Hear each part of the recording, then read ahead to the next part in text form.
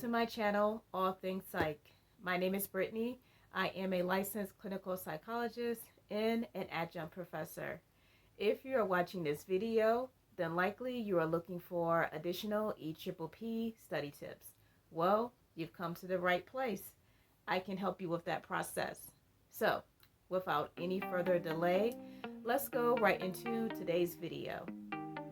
In this video, I will go over the tic disorders. Specifically, I will review over the behavioral characteristics of tic disorders and review a strategy for remembering the behavioral features of motor and verbal tics.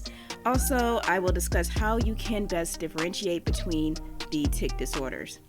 So, let's just get right into it. To begin, a tic is a sudden, recurrent, rapid motor movement or vocalization that is non-rhythmic. One way to remember these behavioral characteristics of a tic, I like to think of our good friend here, Mrs. V, who is an RN. So I have her name right here, as well as her lovely portrait. So I use Mrs. V, the RN, her title, in her name as an acronym for remembering these characteristics. So as you can see here, M for motor movement, R for recurrent, S for sudden, V for vocalization, R for rapid, and N for non-rhythmic. Now let's hop into the characteristics of a vocal tic. Now, one way that I like to remember these characteristics is we will revisit our RN, Mrs. V, and let's say that Mrs. V has a pet pig named Guess, who wears a cop uniform. So here, the cop uniform is your cue to remember coprolalia as one of the features of a vocal tic. As a review, coprolalia is an involuntary and repetitive use of obscene language. Now, if we look at Guess's name here, this also gives us a clue as to the other behavioral characteristics of a vocal tic. G for grunting, E for echolalia, and S for snorting.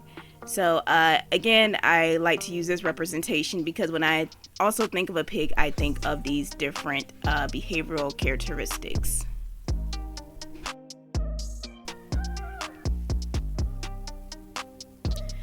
Now, for remembering the behavioral characteristics of a motor tic, let's once again revisit Mrs. V, the RN. So we know she has a pet pig named Guess, who wears a cop uniform. Well, Mrs. V also has a pet frog named Jess. So just thinking of the characteristics of this cute little pet frog that we have here, this is your reminder of the facial grimaces and gestures that you commonly see with motor tics. If we look at Jess's name here, this also gives us additional clues and reminders as to the behavioral characteristics of a motor tic, with J referring to jumping, E for echokinesis, and S for smelling objects. So next, let's discuss how you can differentiate between Tourette's, persistent tic disorder, and provisional tic disorder. The most helpful approach and strategy for me was asking these three questions. First, I start by asking myself, is a vocal tic present? If the answer is yes, then ask, is the duration of the vocal tic less or more than 1 year? This will be a key point because if the duration is more than 1 year, we are likely to narrow down the tics to Tourette's or persistent tic disorder. Now, from there, we will look at the number of vocal and motor tics present. So as we know, with Tourette's, this is characterized by one vocal tic and multiple motor tics. Tourette's is also assigned if motor tics exist simultaneously with or sometime after the vocal tic presents. Now, the main ways that I like to remember Tourette's is I focus on the key word found in Tourette's, which is tour, and I like to imagine a major world music tour. So everyone loves Beyonce, right? So I like to think of a Beyonce tour, and here's my reasoning behind that. With Beyonce's performances, she goes from ballads where she's just singing to dance breaks to high energy dancing and singing. So that visualization helps me to remember the characteristics that we can see with Tourette's. Again, with Tourette's, there may be just the presence of vocal tics initially, and then later on you will see the presentation of motor tics. You can also see motor tics and vocal tics presented at the same time.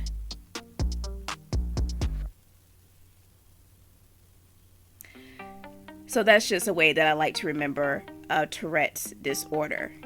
Now, moving on to persistent tic disorder. Here I changed the ER to OR, so I emphasize it as OR, so a persist or disorders, because you can either have one or more vocal tic or one or more motor tic. So, also as a reference point, who's familiar with that? If not, I'm pretty sure you've heard that song before.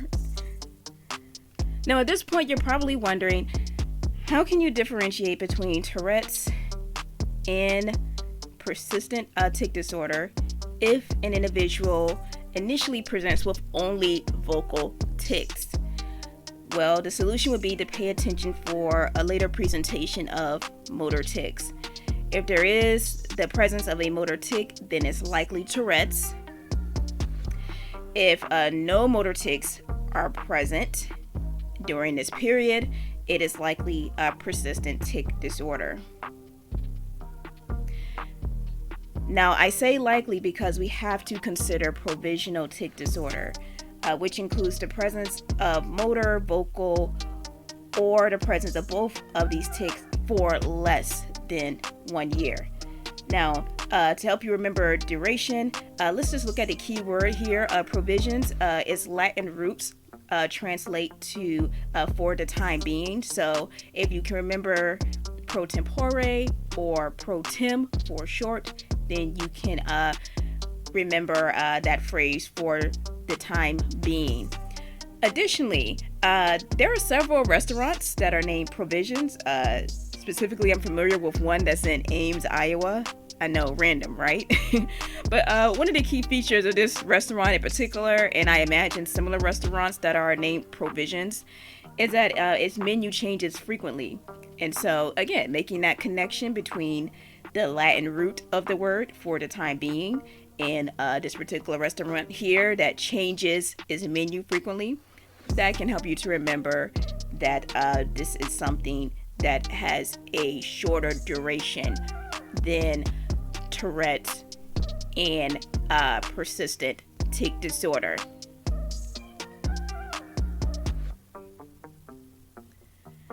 Now, to remember the presence of tics, I want you to also think of the root word pro here.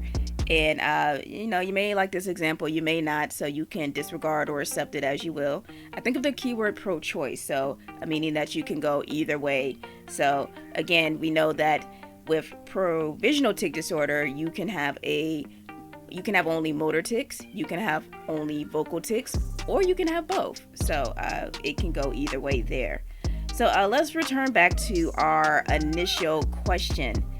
We've established that if motor tics exist, either with or sometime after the vocal tics, then it's likely Tourette's, right? But how can we be certain? So if the presence of the motor and vocal tics is more than a year, then we are fairly confident that we're looking at Tourette's. However, if it does not persist beyond a year, then we are likely to assign the diagnosis of provisional tic disorder. And so what if motor tics never occur? Well, if, again, the symptoms persist beyond 1 year, then we are looking at persistent tic disorder. And if the symptoms do not persist beyond 1 year, then we are still looking at provisional tic disorder.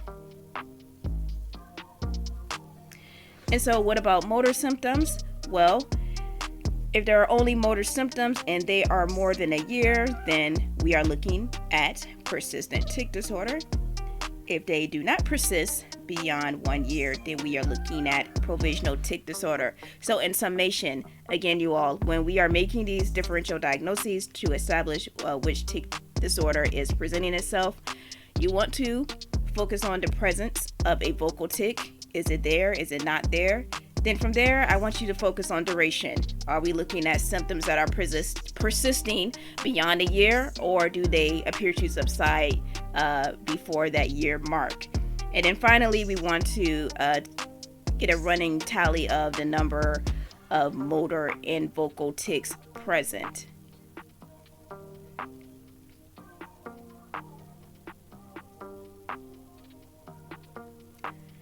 So that's all I have for you. I hope that was helpful. One additional point that I would like to make, keep in mind that individuals with tic disorders can present as hyperactive and with impulsive behavior. So be able to differentiate between an individual with a tic disorder who is hyperactive and impulsive from someone who likely has a diagnosis of ADHD hyperactive type. If you would like me to do a EPP study video on that, I will be more than happy to do so. Next video, I would like to get into strategies for remembering the treatment options for Tourette's and go from there. Again, thank you all, and until next time, happy studying.